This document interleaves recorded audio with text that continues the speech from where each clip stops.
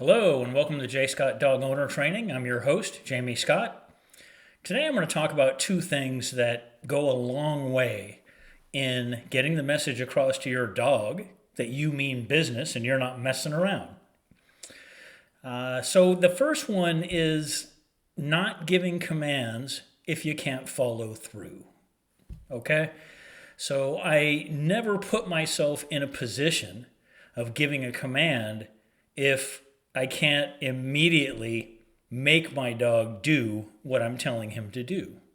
So this comes into play in a lot of different situations, especially off-leash situations. So if my dog's off leash and he's not, he's more than 5 feet away from me, I'm not going to tell him to leave it or drop it or come if I can't immediately follow through.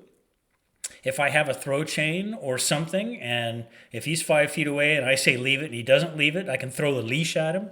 I usually carry the leash in my hand, as long as I'm sure not to hit him anywhere near the face. Throw it toward his hindquarters, but you wouldn't want to risk hitting him in the eye with the latch of the leash.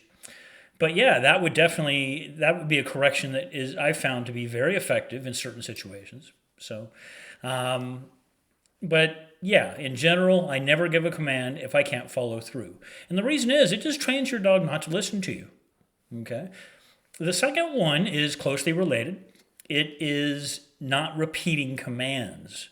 Okay? There are a lot of trainers that like to just repeat the command and keep saying it until the dog does it. There's 10 ways to get a dog to do anything you want him to do, okay? Mine is certainly not the only one. I personally don't like repeating commands. It just trains your dog not to listen the first time. So if he knows you're going to tell him a second or third time, he's always going to wait for the second or third time. Okay? So I tell him one time and one time only. And if he doesn't do what I tell him to do, I make him do it.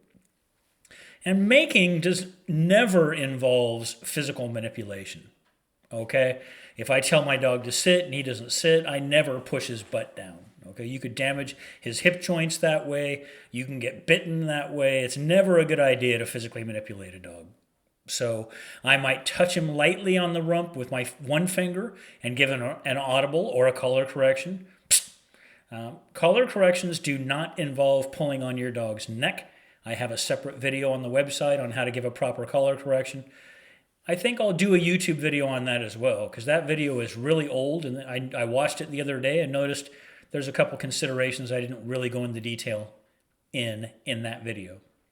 Anyway, that's what I got for you today.